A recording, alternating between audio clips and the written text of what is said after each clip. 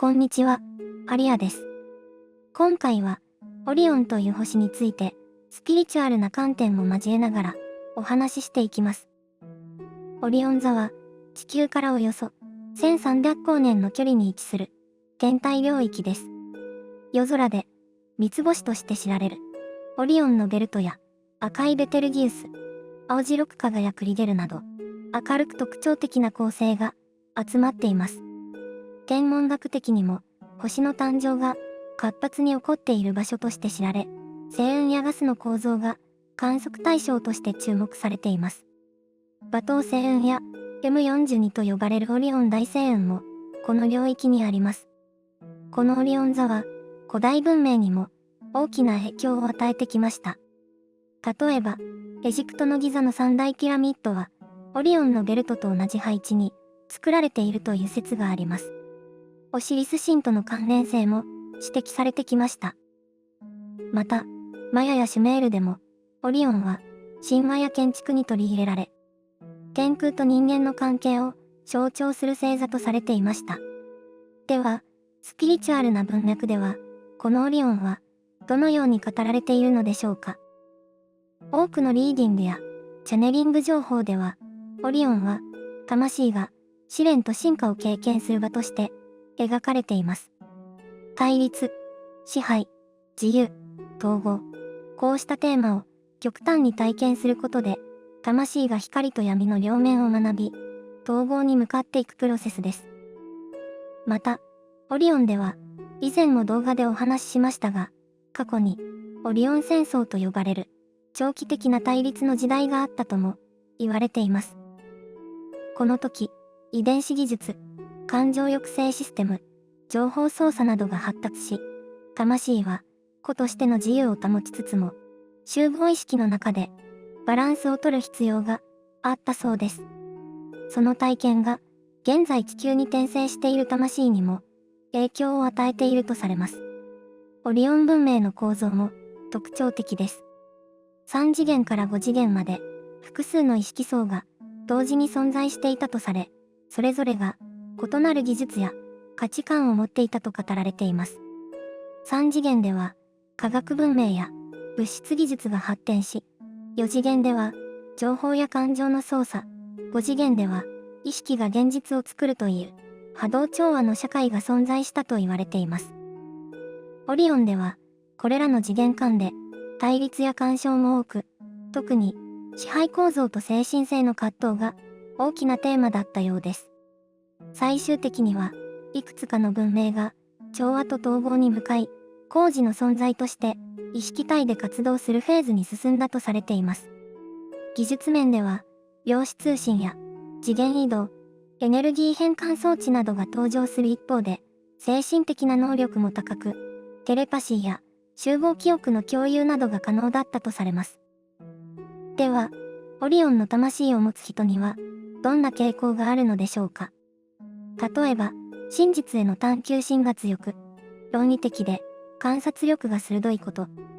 社会の不正や矛盾に敏感だったり、孤独を好んだり、秩序を重んじる一方で、他者にも厳しくなりがちな面もあります。さらに、感情と理性のバランスが課題となりやすく、感情を持っていながら、それを表現することに不器用な面も見られます。これは、かつてのオリオンでの対立や精神的訓練の影響が魂の記憶として刻まれているためとも考えられています。こうした魂がなぜ地球に転生するのか。それは自己の統合と再体験のためであると言われています。地球は制限や多様性が強く、オリオンで未解決だったテーマ。例えば、感情の扱い、権威との関係性、他者との共存。そうした課題にもう一度向き合うための場所とも考えられています。そして、そのプロセスを通じて、オリオンの魂たちは、地球という場で、新しい形の意識を形成し、影響を与えているとも言われています。オリオンでの対立は、単純な善と悪では語れません。高度な科学を持つ一方で、感情や精神性をどう扱うかは、文明の中で分かれていたのです。一部の勢力は、知性や技術を最優先し、感情を非効率なものとして抑圧しました。その結果、秩序と支配のシステムが構築され、集合意識による管理が広がっていったとされます。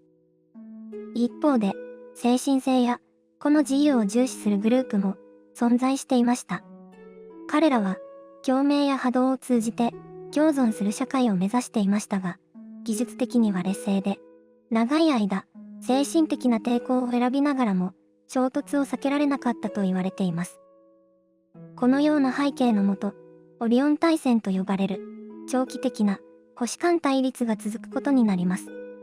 その中では、物理的な兵器だけでなく、意識操作や遺伝子レベルでの干渉も行われていたという情報もあります。こうした経験が、オリオンの魂たちに深い記憶として刻まれているのです。地球に転生している魂が、社会の構造に違和感を持つ。集団の中で孤独を感じる。そうした傾向を持つのも、オリオン時代の記憶が一因であると捉えられています。また、オリオンの魂は、リーダーシップを自然に発揮する傾向があります。ただし、それは、自分の意思を押し通す形ではなく、周囲の混乱を整理し、論理的に導こうとする姿勢として、現れることが多いのが特徴です。感情の動きよりも、全体の構造を理解し、長期的な視点から物事を見つめる。そうした思考回路も、オリオンの魂の記憶に基づく性質とされています。そして、もう一つ重要なのは、地球という環境が持つ特殊性です。オリオンに比べて、地球は、感情の表現がとても豊かな星です。愛、悲しみ、怒り、孤独。これらの感情が、個人の経験として、深く味わわれる環境は、オリオンとは、大きく異なります。そのため、オリオン由来の魂が、地球に来る目的の一つには、感情の扱いを学ぶという、テーマがあるとされています。また、地球では、他の星系の魂たちとも共存しており、オリオンだけでなく、プレアデスやシリウスなど、様々な意識が混在しています。その中で、